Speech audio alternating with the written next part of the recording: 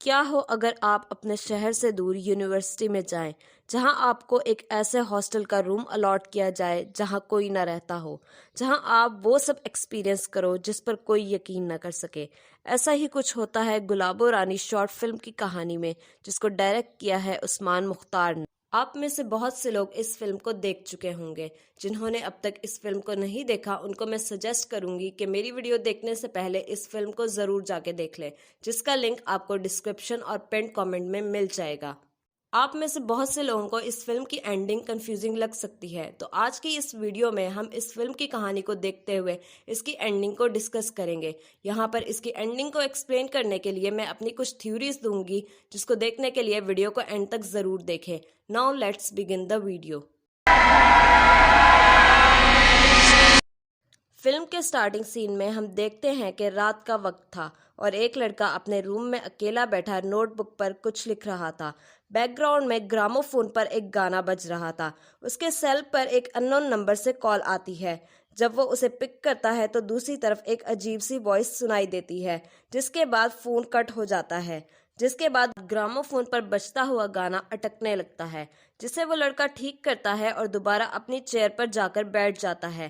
اچانک اس کے روم کے دروازے پر کوئی کھٹکھٹاتا ہے۔ جیسے ہی وہ دروازہ کھولتا ہے اور یہاں سین شفٹ ہو جاتا ہے۔ نیکسٹ سین میں ہم دیکھتے ہیں کہ اس لڑکے کا نام اختر ہوتا ہے اور وہ یونیورسٹی میں ایک نیو اسٹوڈنٹ تھا۔ ہاسٹل کا ہیڈ بوائے سلیم اسے ہاسٹل اورینٹیشن دیتا ہے اور وہ اس سے پوچھتا ہے کہ اسے کون سا روم الاٹ ہوا ہے، جس پر اختر یہ کہتا ہے کہ میرا کمرہ ونگ سی میں ہے، جس پر سلیم حیران ہوتا ہے اور کہتا ہے کہ اس ونگ میں کسی کو آج تک روم نہیں الاٹ کیا گیا۔ سلیم اختر سے پوچھتا ہے کہ تمہارے گھر والے کیا کرتے ہیں۔ یہاں اختر بتاتا ہے کہ وہ ایک مڈل کلاس فیملی سے ہے، جس پر سلیم کہتا ہے کہ تم پہلے مڈل کلاس ایڈمیشن ہو، نہیں تو مڈل کلاس کو یہاں ایڈمیشن نہیں ملتا، مل بھی جائے تو پرائیویٹ اکوموڈیشن نہیں ملتی۔ جس کے بعد سلیم اسے ایک کہانی سناتا ہے۔ سلیم اختر سے کہتا ہے کہ یہ ایک سنی سنائی بات ہے۔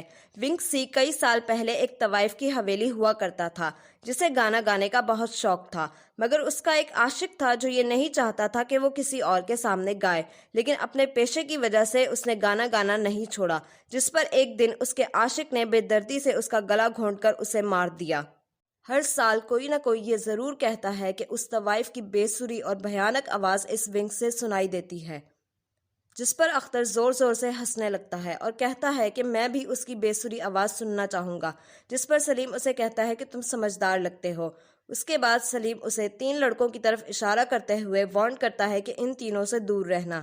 سلیم کے جانے کے بعد وہ تینوں لڑکے اختر کو بلی کرتے ہیں، جس کے بعد سین شفٹ ہو کر دوبارہ فلم کے سٹارٹنگ سین پر آتا ہے، جہاں اختر دروازہ کھول کر کوریڈور میں دیکھتا ہے لیکن وہاں کوئی نہیں ہوتا، جس کے بعد وہ دروازہ بند کر کے کمرے میں آتا ہے اور گرامو فون پر ایک ویئرڈ سا سانگ پلے کرتا ہے اور اپنی نوٹ بک میں کچھ لکھنے میں مگن ہو جاتا ہے، جس کے بعد اس کے سیل فون پر اس کی مدر کا میسج آتا ہے، جن کو وہ رپلائی کرتا ہے اور لکھنے میں دوبارہ مگن ہو جاتا ہے۔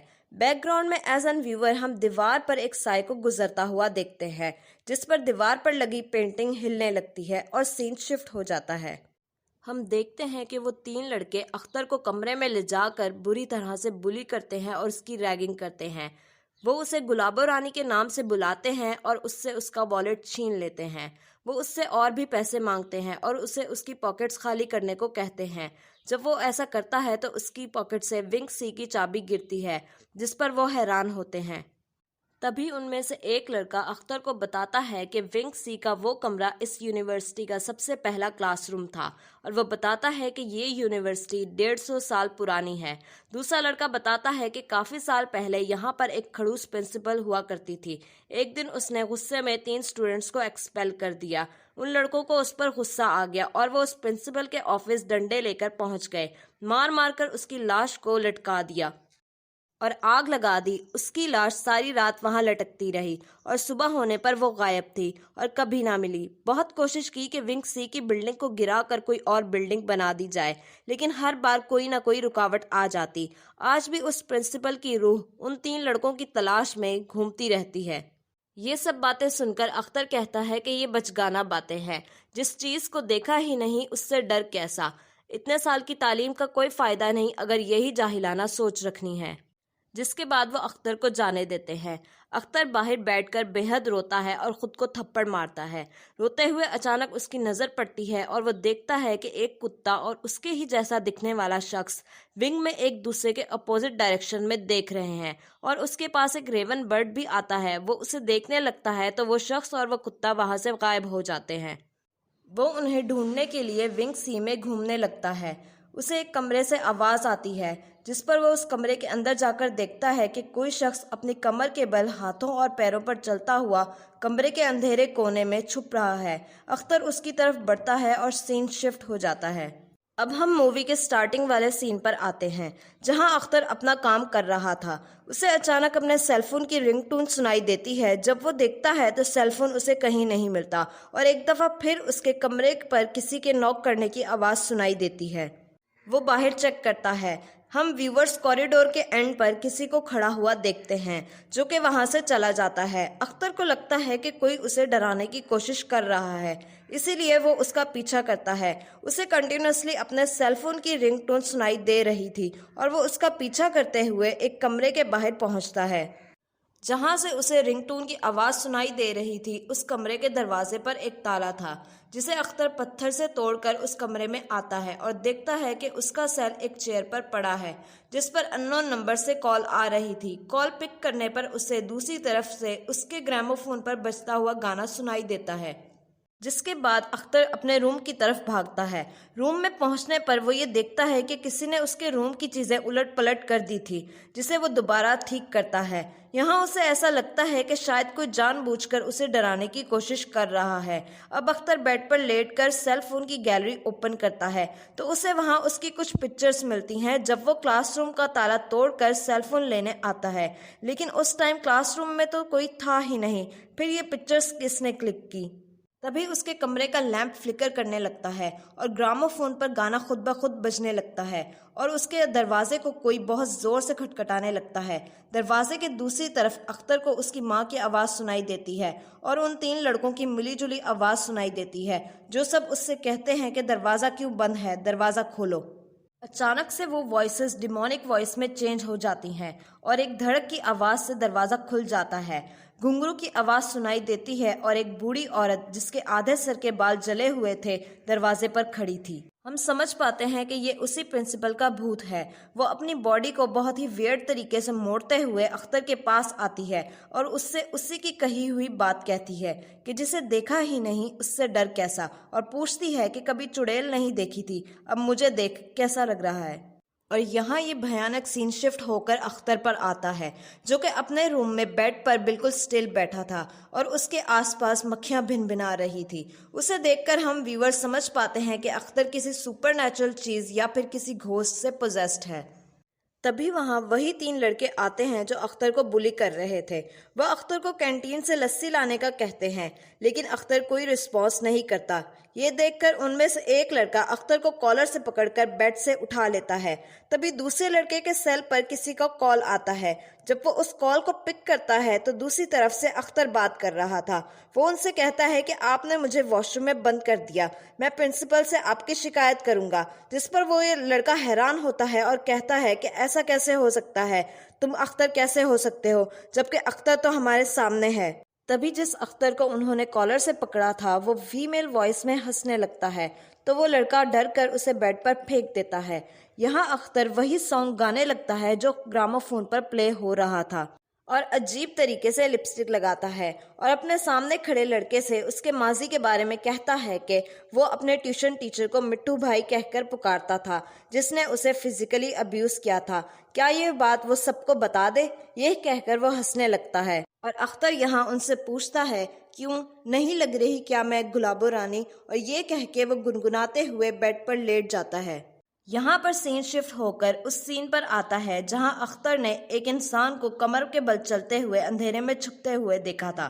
وہ اس شخص سے پوچھتا ہے کہ تم کون ہو، جس پر وہ ہاتھوں کے بل آگے آتا ہے، اور ہم دیکھتے ہیں کہ وہ اور کوئی نہیں بلکہ اختر خود ہی تھا، جس کے جواب میں وہ کہتا ہے کہ گلابو رانی۔ جس کے بعد وہ اپنے چہرے پر لال رنگ جیسا کچھ ملتا ہے اور اسی کے ساتھ اختر کی آنکھ کھل جاتی ہے اور ہم سمجھ پاتے ہیں کہ یہ سب تو صرف اس کا ایک ڈراونا خواب تھا.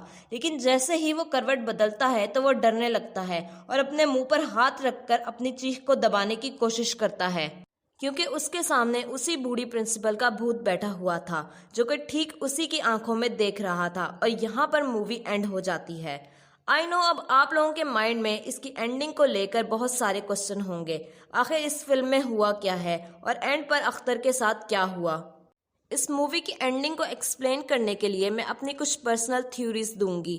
تو پہلی تھیوری تو یہ کہتی ہے کہ ونگ سی واقعی میں ایک ہانٹڈ جگہ تھی اور وہاں اس طوائف اور پرنسپل کا بھوت تھا جو اختر کو ہانٹ کرتا ہے اور اسے پوزیس بھی کر لیتا ہے، جو کہ ہم مووی میں دیکھ سکتے ہیں. لیکن یہ تھیوری کافی ویک ہے. مووی کے اینڈنگ میں دو ہی باتیں ہو سکتی ہیں، یا تو اس پرنسپل کے بھوت نے اختر کو مار ڈالا یا پھر اسے پوزیس کر لیا. ناؤ اب سیکنڈ تھیوری یہ ہے کہ فلم میں کوئی بھوت یا سپر نیچرل چیز تھی ہی نہیں، بلکہ یہ سب اختر کی اپنی ہیلوسینیشن اور امیجنیشن تھی. ایسا اس لیے کیونکہ وہ پہلا مڈل ایڈمیشن تھا اس یونیورسٹی میں، اور جب وہ 3 لڑکے اسے بری طرح سے بلی کرتے ہیں تو اس کا اس کے دماغ پر اثر پڑتا ہے، جس کے بعد سے وہ خود کو وہ طوائف یعنی گلابو رانی سمجھنے لگتا ہے اور اسے اس کی امیجنیشن میں پرنسپل کا گھوسٹ ہانٹ کرتا ہے. میری سیکنڈ تھیوری کو ثابت کرنے کے لیے میں فلم میں ڈائریکٹر کے دیے گئے چھوٹے چھوٹے ہنٹس کو یوز کروں گی. جیسے جب سلیم نے اسے اس طوائف کی کہانی سنائی تو اس نے اس طوائف کے نام کا کوئی ذکر نہیں کیا، جبکہ ان 3 لڑکوں نے اختر کو گلابو رانی کا نام دیا تھا. اسی لیے وہ خود کو وہ طوائف گلابو رانی سمجھنے لگتا ہے، جبکہ یہ اس طوائف کا نام تھا ہی نہیں، یعنی طوائف کا کوئی بھوت تھا ہی نہیں، یہ صرف سنی سنائی کہانی تھی. دوسرا ہنٹ یہ تھا کہ پرنسپل کے بھوت کے آنے سے پہلے گھنگرو کی آواز سنائی دیتی ہے جو کہ عموماً طوائف پہنتی ہیں، لیکن وہاں تو پرنسپل کا بھوت تھا، جس سے یہ پتہ چلتا ہے کہ وہ دونوں سنی گئی سٹوریز کو مکس کر کے اپنے مائنڈ میں ہیلوسینیٹ کر رہا ہے. تیسرا ہنٹ یہ کہ ہمیں فلم میں دکھایا جاتا ہے کہ اختر کو گلابو رانی کا بھوت دن میں ہانٹ کرتا تھا، جبکہ پرنسپل کا رات کے وقت. اس نے شاید اسے اس بات سے لنک کر لیا تھا کہ پرنسپل کی لاش رات بھر آفس میں لٹکتی رہی اور صبح ہونے پر غائب ہو گئی. اگر کوئی بھوت تھا بھی تو وہ کسی بھی وقت اسے ہانٹ کر سکتا تھا. یہ بھی اختر کی ہیلوسینیشن کی طرف اشارہ کرتا ہے.